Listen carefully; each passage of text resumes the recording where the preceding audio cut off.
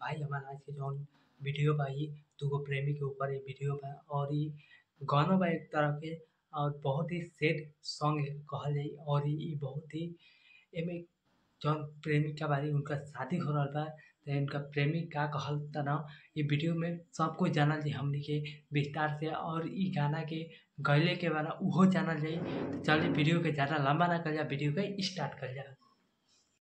Hello guys, हर हर महादेव। तो रहो location बानी, उम्मीद करता नहीं कि रहो लोग बढ़िया होगा, जहाँ भी होगा मजा में होगा। और ही चले लो ज़्यादा वीडियो के देरी ना कर जा, वीडियो को और बढ़ल जा और जाना जाए सब बात है और ये गाना के बारे में विस्तार से जानल जा।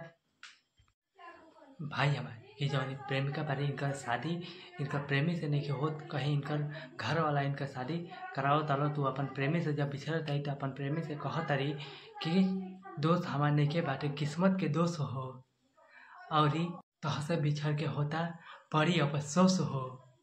बोलती हमारे नहीं खे बाटे किस्मत के दोस्त हो, तो से बिछड़ के होता बड़ी अफसोस। जौन प्रेमी बना बहुत ही दर्द में बना, कहता ना कि हमारा महिला के बाद खुशी खुशी जी हाँ हमारे चिता में आग जान हमारा मरला के बाद खुशी खुशी जी हाँ हमारा चिता में आग जान तू ही जी हाँ।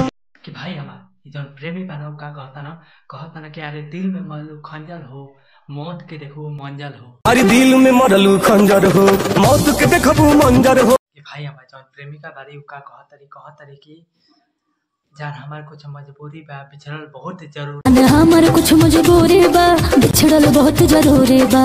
कि भाई हमारे जौन प्रेमी बना का कहता कि याद आई हमार तू ना जहर पीहा, याद आई हमार तू ना जहर पीहा।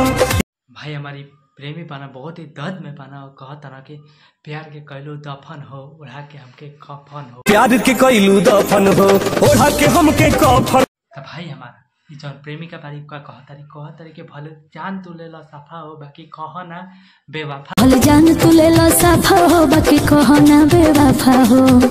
जौन प्रेमी बना लास्ट में का कहता कि भले मर जी है टुन टुन उतरी तू ही, जदी मर जाई है टुन टुन उतरी तू ही लिहा।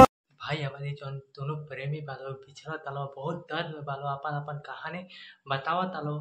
तो गाइस ये वीडियो बहुत ही दर्दनाक की कहानी बोलने वाला, ये वीडियो में बात बोलने वाला बहुत ही गाइस। तो रो सबके बता दी कि गाना के बोल बा जौन चीता में आग और ये गाना के गले बना हमें के टुनटुन यादव जौन की रंगदारी सॉन्ग से ही जाना जाना, रंगदारी गाना से ही जाना जाना। और इस सेट सॉन्ग लेकर आयल बना इहो बहुत ही दर्दनाक सेट सॉन्ग लेके आयल बना, ऐसा सेट सॉन्ग ना सुन ले रही हमने गाइस। तो वीडियो अच्छा लगा तो चैनल के सब्सक्राइब कर लो, वीडियो को लाइक कर लो और ज़्यादा से ज़्यादा कमेंट कर लो ताकि आप सभी कहते हैं हम ऐसे वीडियो लेकर आओ।